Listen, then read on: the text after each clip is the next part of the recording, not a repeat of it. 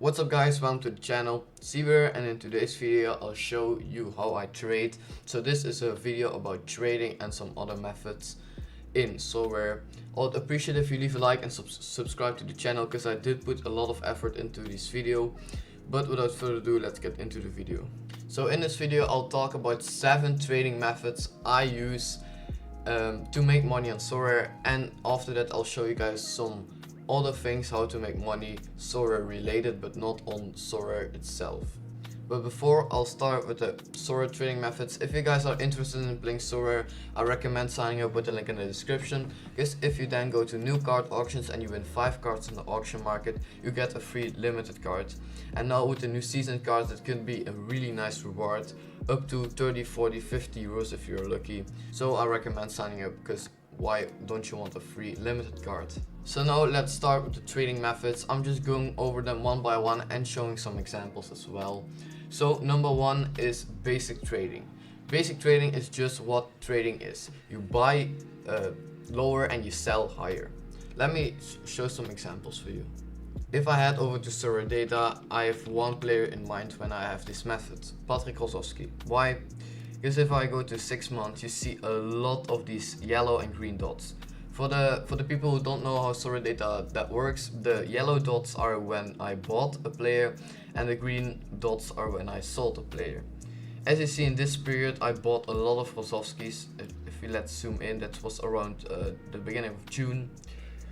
So yeah, simple trading. I'll show you guys how that works. You just hit bought for, okay, let's do that in euros quick. That's maybe a bit better for you guys if it loads. Okay. Bought for €2.50, sold them a day later for €3.12. Here, bought them again for €2.60. 2 days later, sold them for €3.10. Then bought them for €2.50, sold them for €3. 5 days later, bought them for €2.60, sold them for €3.20 in 1 day. So here you see, I just pick up Rosowskis under the floor price and I just sell them higher. This is the most easiest method to understand and to do. You just go to the marketplace or just here to auctions and offers, and you have to see kind of if there is a setup, because now we're in the weekend when I record this, and then mostly, no, not really, but the price is higher because with list or play rule, a lot of players using Rosowski in lineups, so they can't list them. But now you see there is not really a high floor price, so now you can really do it. You just go to offers.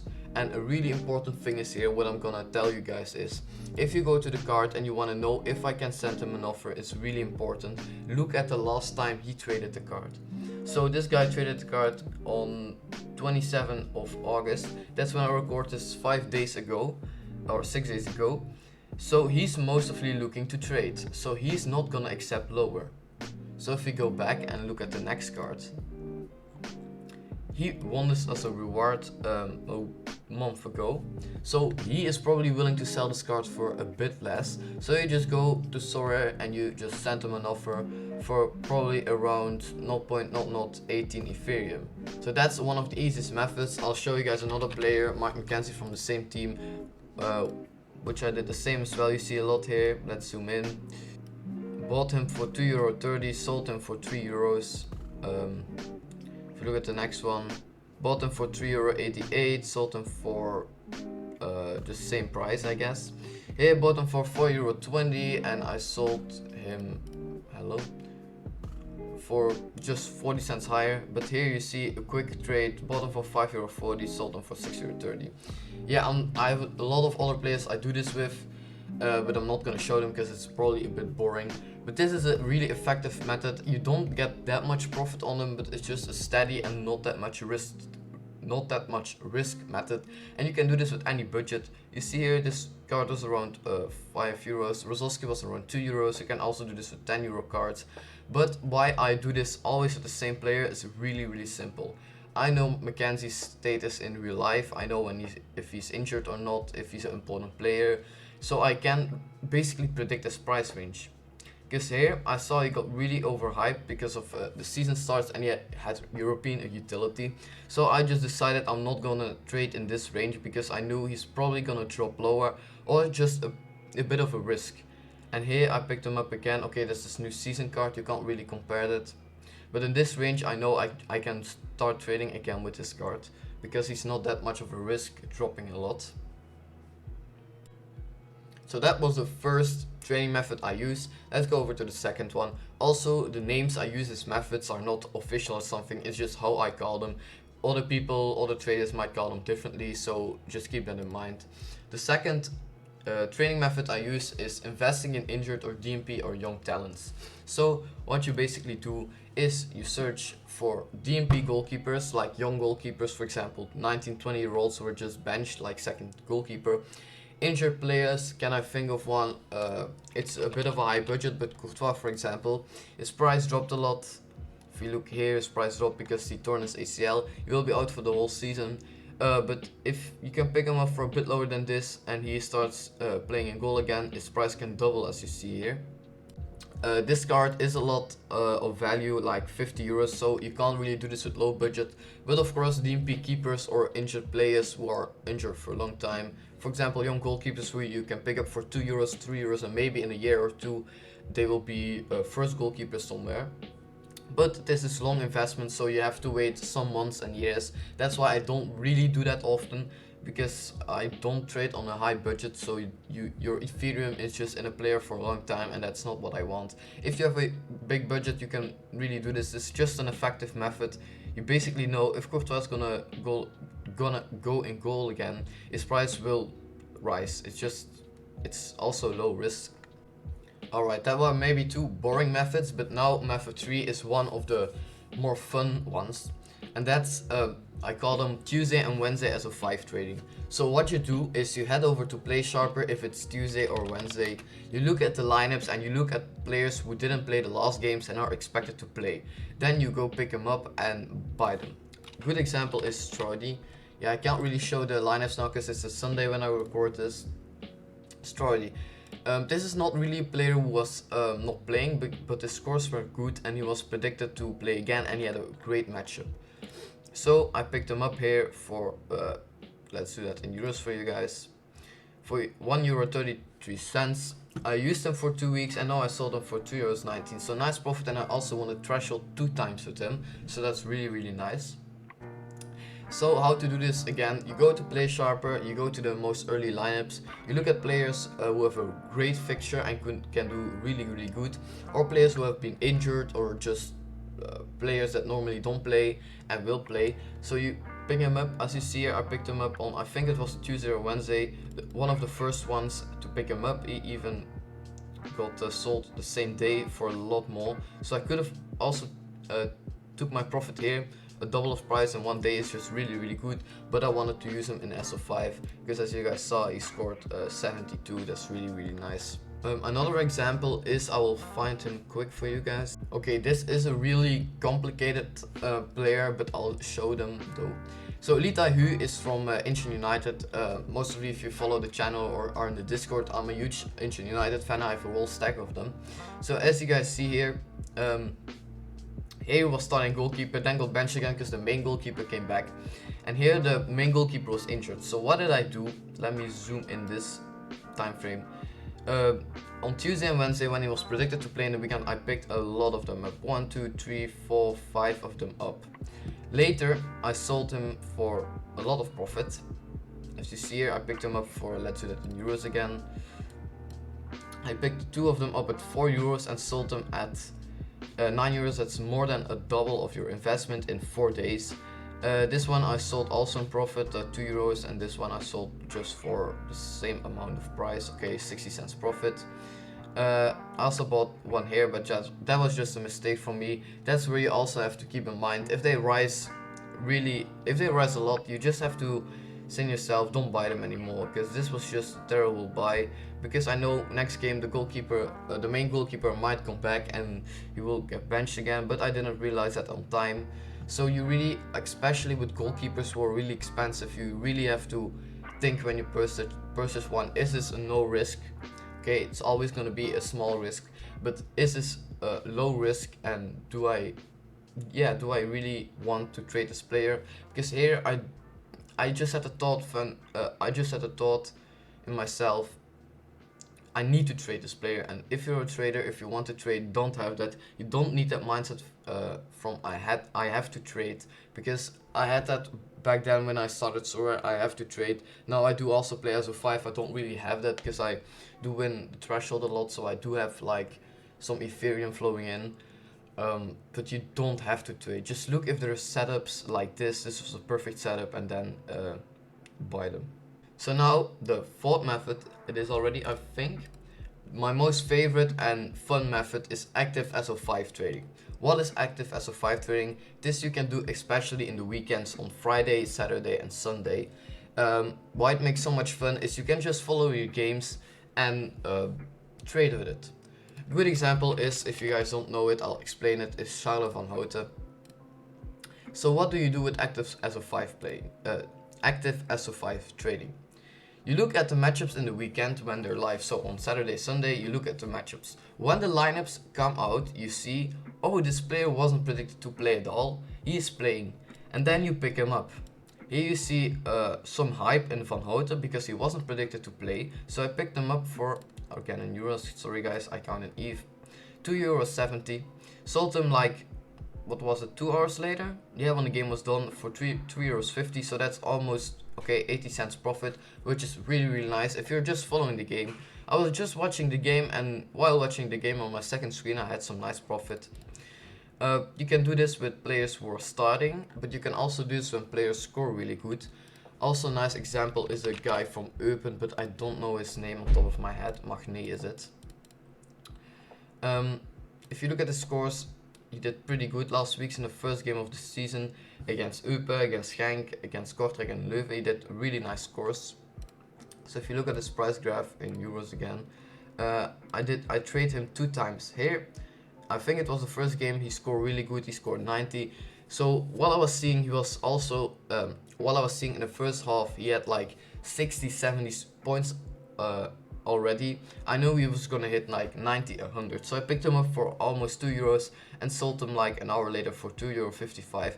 As you see, I could have sold him for much more, but I just don't want to take risks because you can really like lose in these situations. Before I jump over to the next method, because this is a nice method with almost no risk if you do it properly, I want to give you some tips on this method, because if you don't use it properly, you will not get any profits, believe me. One of the examples is Sadiq. Sadiq, I traded him 3 months ago. No, not 3 months ago, what am I saying here? So, he wasn't predicted to play, but because Genk was rotating, he did play. I picked him up really early for almost €2.70, and his price hyped up to around €5. So that was a 2x in like 1 hour. Just while I was watching the game, I was having fun. I just picked up Sadiq when I saw he was in the starting lineup. But you have to list the player again. So when you buy the player, I bought him for €2.70. You just have to have a level in mind. Not just don't list him and say, okay, I'll sell him when he reaches like a nice high. You have to keep a level in mind. If I buy him here, I have to keep a level in mind. I want to sell him at €4, and then you list him at €4. You can also do it 5, 6, but if you think he will rise to 8, you can do that as well. But you have to keep realistic. He's not gonna rise to 8. And the level is really important, because as you see here, I didn't have a level in mind. I just hoped he would rise and then I'll just list him and someone bought him, but that didn't happen. So I sold him 4 days later, what was not my plan, because I just wanted a quick flip for profit, like 30 cents profit. But that was not my intention to keep him like 3 days, because my Ethereum was in a player for 3 days, which was not planned. So what you want to do is really just buy them and instantly list them again at the level you think.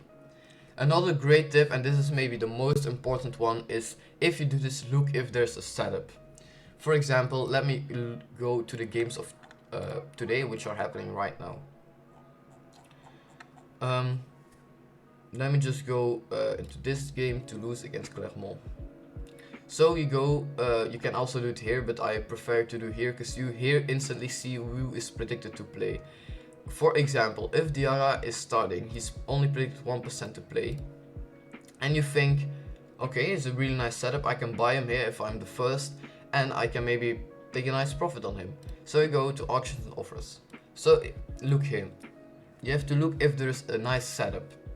Here there is a nice setup. How do you see that? Because there's not that many supply on this price range.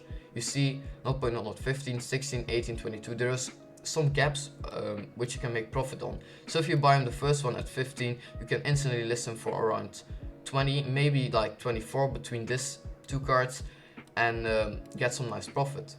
But on which players you don't trade, and this is a bad example, but let me just do some random K-League player.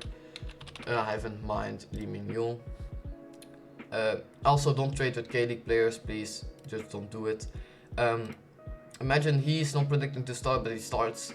You don't want to pick up this player. Why? Because there's just so many supply. Look at that. He's not gonna get hype, because even if 10 people buy his card, he's still on 0.004. So you won't make any profit. So you really have to see if there's a setup. Today as well, if Sadiq plays, you can also pick him up. He's predicted to start. But look, here's a perfect setup as well. If you buy this card or this card at first, you can sell him for around like 0.0050. Okay, it's maybe not that much profit if you take the market fee of it. But here's also a small setup. Also look at the price graph, because prices in the weekend are higher because of the list or play rule. And if you see the floor is here, don't buy him. You're just overpaying so much, and if you don't quickly sell him, you're gonna get a lot of loss. But here the floor is around the average, so you can really pick him up.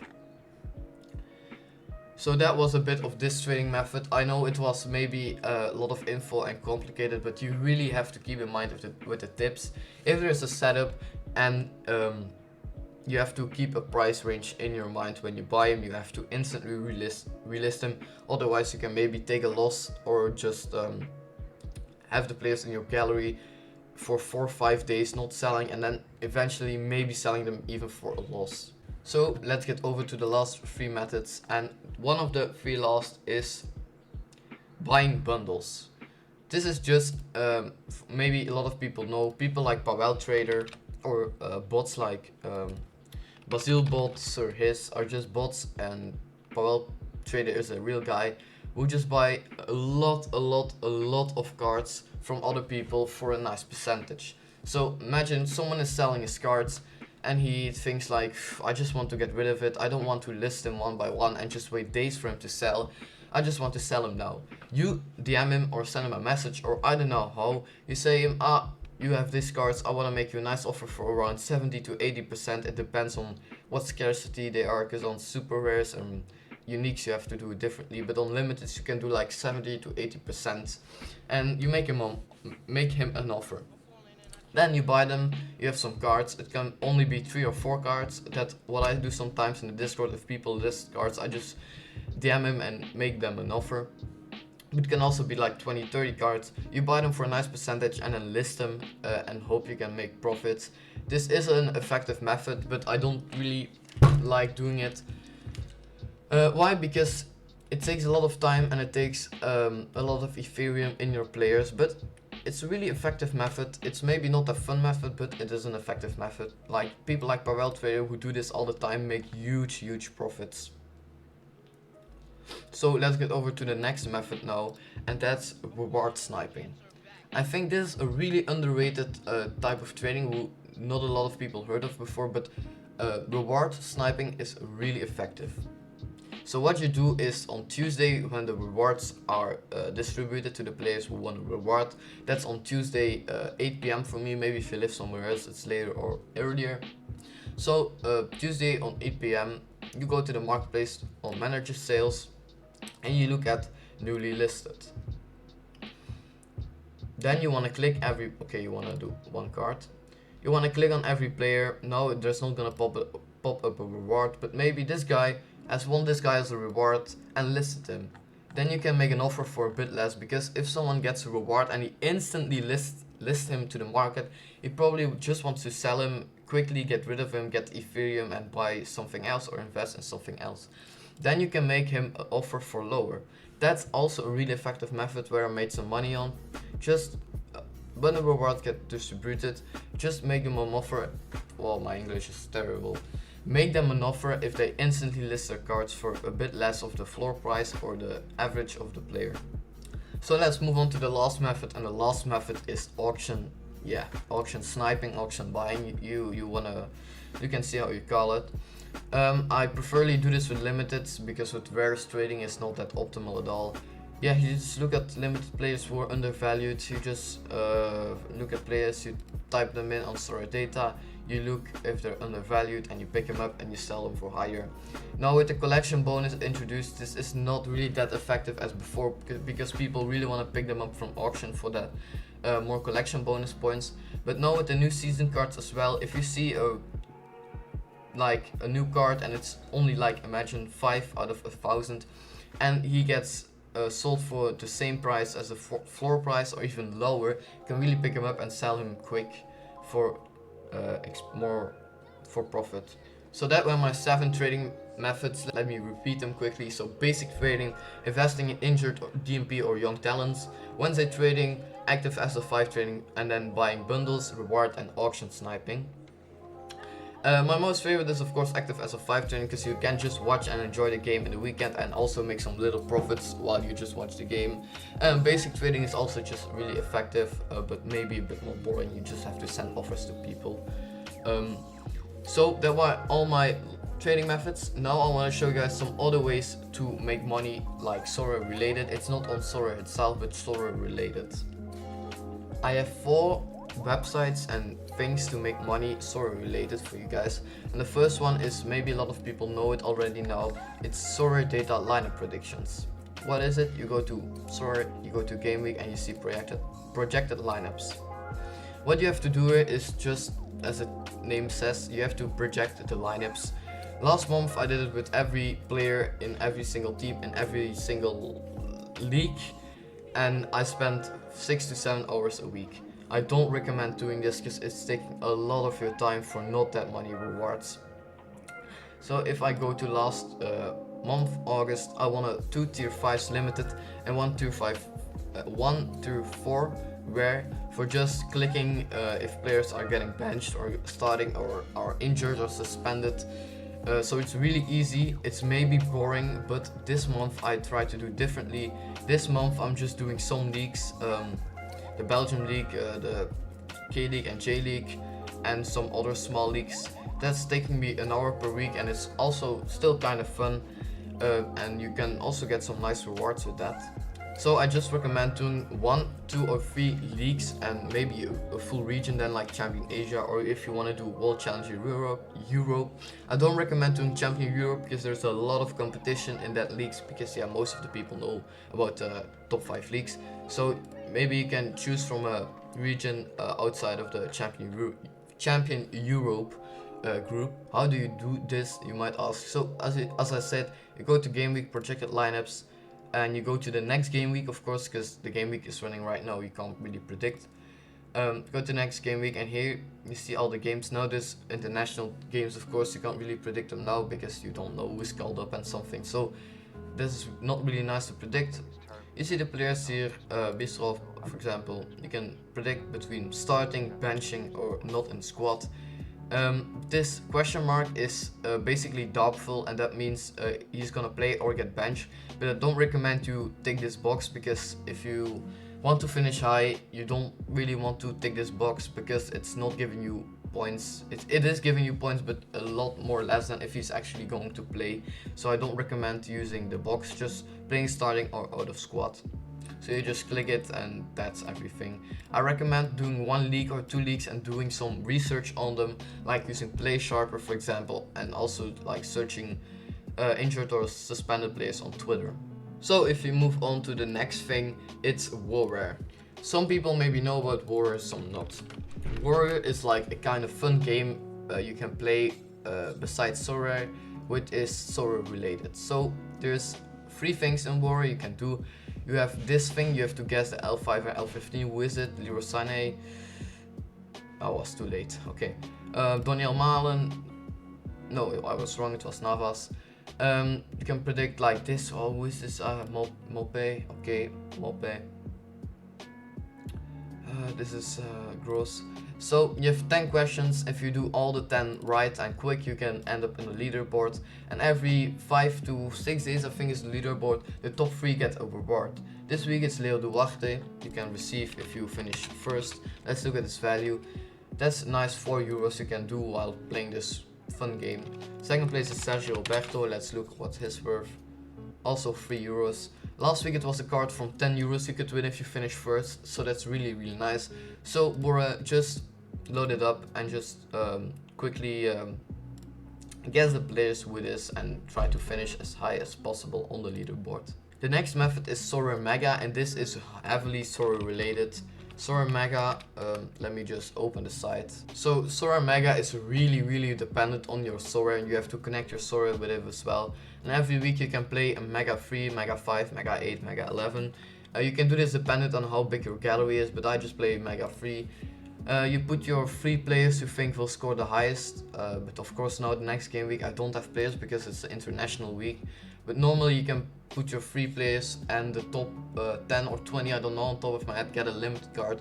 So this is quickly done. Don't spend a lot of time with it because there's a lot of competition, and I think you're not gonna win anything with this unless you have Messi, Kimmich, and you know what I mean, just gold players, or you're just lucky and your players really perform. There's also a nice fun game here. Random score, the score of the week is 68, so you have to pick a player who you think will score 68. And also, oh, not rankings, also worst player game, so someone you think will finish with 0 points. You can also buy some upgrades with the in-game currency, but I don't recommend spending too much time on Sorare Mega because the chances of you winning are low. I'm not gonna lie, they are pretty low because a lot of people competing for small prizes. As you see here, top 4 only gets unlimited cards. The last method I'm not gonna talk about in details, you can just follow my series on the channel, is Pooky. If you guys don't know what Pooky is yet, just go on the channel and watch the Pooky videos. Pooky has not anything to do with Sorare, but it's just a football prediction game where you get really nice rewards in cryptocurrency every week. It has really nice ROI, so if you don't know it yet, click the link in the description. There will be a video to one of my Pooky videos where you can see the gameplay and see what the game is. So that were also some methods besides of trading actually in Sorare you can do to make some money.